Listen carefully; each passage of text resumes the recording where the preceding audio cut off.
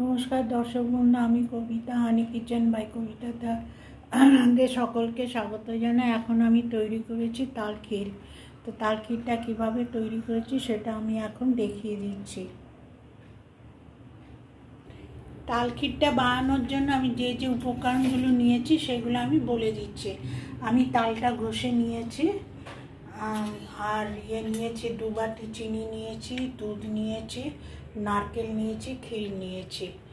এখন তৈরি করব। কড়াইটা গরম হয়ে গেছে, গ্যাসে জ্বালিয়েছি, কড়াইটা গরম হয়ে গেছে। এখন এই তালটা দেবো, তালটা দিয়ে মজতে দেবো। তালটা একটু মজবে, তারপরে অন্যান্য দুধ দেবো, অন্যান্য ইনগ্রিডিয়েন্টগুলো দেবো।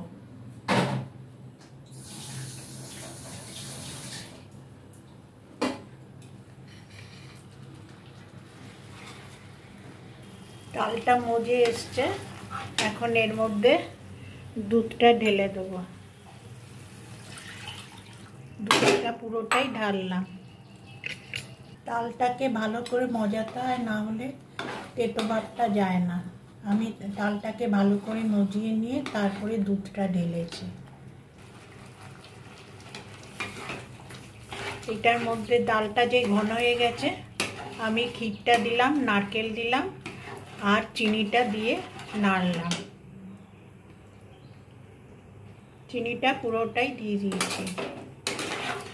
এখন আবার জাল দিতে হবে। জাল দিয়ে তারপরে নামাবো। বন্ধুরা, তাল ক্ষীরটা তৈরি হয়ে গেছে। আশা করি ভালোই লাগবে তোমাদের প্রসেসটা। বেশ, এখন এটা নামিয়ে ঠান্ডা করে সার্ভ করব। যদি ভিডিওটা ভালো লাগে তাহলে লাইক, কমেন্ট, শেয়ার করো। বন্ধুরা, আমার এটা তৈরি হয়ে গেছে, আমি সার্ভ করব। এখন যাই মাসিমাকে দিয়ে আসি, আর বন্ধুদের পাশে বাড়ির মহিলাকেও দেবো, আরেকজনকেও দেবো। আজকে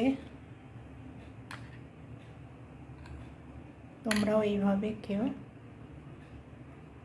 চলি, নমস্কার। আর সাবস্ক্রাইব করতে ভুলবে না।